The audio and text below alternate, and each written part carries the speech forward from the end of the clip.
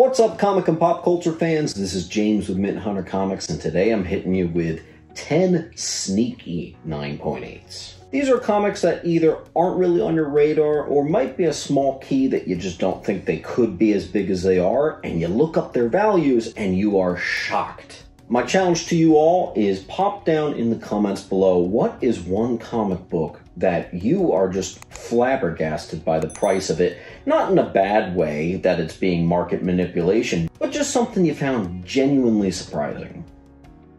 I'm going to start us off with Silver Surfer Volume 3, of course, issue 44. This is that first appearance of the Infinity Gauntlet, and for a very popular run with a high print count, there's a lot of these on the census. You'd be surprised to see that it's actually a $300 9.8, and in 2021 it was actually significantly higher than that. That's crazy! This one's very different than the rest of this list. This one kind of defies a little bit of logic. Can't quite place my finger on why that might be. It is a great cover and great story and a pretty nice key significance. It's just surprising that with the supply and demand, it's still doing what it's doing. Next up, we're talking about NYX, not 3, but 4. Yes, that's the second appearance of X-23, and it actually is coming in at $350, sometimes even a $400 book. For a second appearance, I find that very, very surprising. It is a good cover. You know, you got that character appearance on the cover. I did assume that it would have some value. I just did not assume that it would be on the higher end of $300. A lot of times with modern books, you have very expensive first appearances, and then the second appearance has virtually almost no value. So this is actually kind of interesting to see.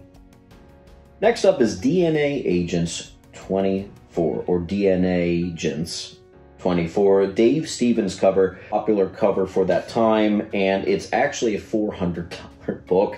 And I bet that probably 95% of the viewers of this video haven't heard of it, maybe haven't even heard of that title, maybe haven't even heard of that series, you name it. That is very under the radar. You see stuff like DNA Agents in dollar bins all the time. Well, guess what? If you see 24, you might want to pluck that one out, see if it's a worthy copy that could get you 400 bucks.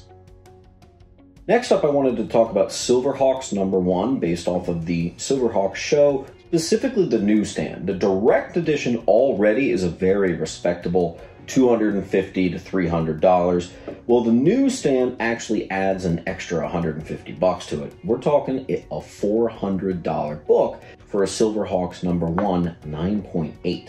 This is one that I found in the flea market not too long ago. It was a direct edition and I was able to get it. They're totally out there. It was a popular series. It's an issue #1, but I guess it got a little bit forgotten and there aren't as many on the census as you probably would think.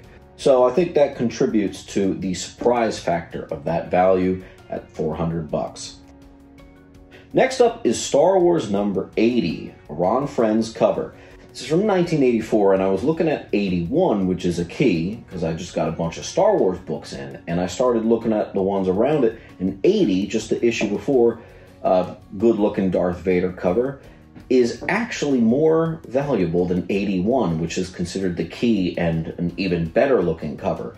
I couldn't believe it, but that's a $500 9.8, couple sales to back it up, too. Wow.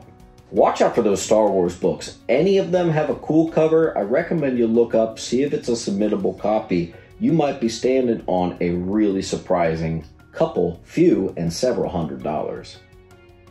Keeping it Star Wars, how about 107, The Last Issue? This is already a fairly harder to get book. A lot of people got off of that run by the end of it. There are not that overwhelmingly many left on the census. Despite some rarity, I did expect it to be maybe $200, $300. Double it, $600 in a 9.8 for that last entry of the Star Wars line. That is a surprise to be sure, but a welcome one. Teenage Mutant Ninja Turtles #1. No, I'm not talking about the first. I'm not even talking about the second or the third. I'm talking about the fourth printing. This is the fourth printing, a much higher print count than certainly the first printing, that's for sure, and in a more standardized, typical comic book layout format. CGC actually doesn't even recognize it as the first appearance of the Teenage Mutant Ninja Turtles. It's the 4th printing. They don't even list it on the label. Despite that, 9.8s of this book, and there are out there. They're not exactly uncommon, but they're not exactly common. It's about a $750 book. I find that very surprising for a 4th printing to do that well. Here's one that blew my mind. I was looking at some anime books. I started looking at Robotech, and I wanted to find out some of the keys that surround it. So I looked up Macross #1, which is kind of an introduction to the Robotech series. And I couldn't believe that that book that I'm pretty sure has slipped through my fingers at yard sales is about a $1,100 9.8. So watch out for the books that might not look like something. That's one of the best examples there is. You might really get a nice payday on that one. Next up is Spawn #7, specifically the Newsstand. In the 90s, newsstands are a lot fewer and far between. It's honestly less than 10% of the direct editions. One of the early single-digit Spawns, the Newsstand copy is about a $325 book. There's way less of them. Regardless, it still surprised me to see a non-key Spawn book doing something over 300 bucks. That's what we call a sneaky or a sleeper 9.8.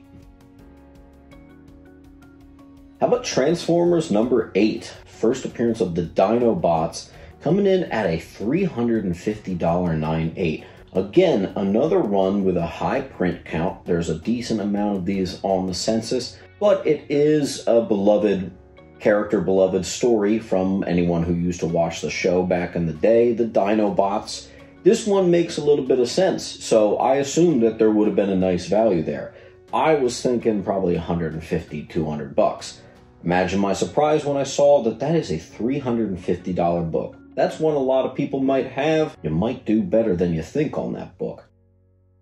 Last one I'm going to leave you with here is one that it's very possible that we've all held multiple times. Also, stay tuned to the next video, which is going to be books that you've owned that might have been really valuable and you just didn't know it. This one's going to be on that list probably as well. Archies Girls, Betty and Veronica #320. Watch out, all those Archie books, they end up in 50-cent and dollar bins. This issue 320 is the introduction of Cheryl Blossom on the cover and the inside story.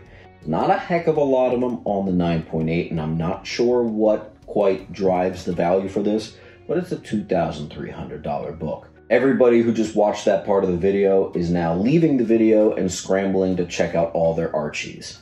Yeah, see if you have it, man. That is one totally under the radar. Not a lot of people know about it, and it commands a ridiculous value. I will see you at the next video. Don't forget to pop in the comments down below. What is a comic that you were really surprised when you looked up the value? As always, keep on hunting.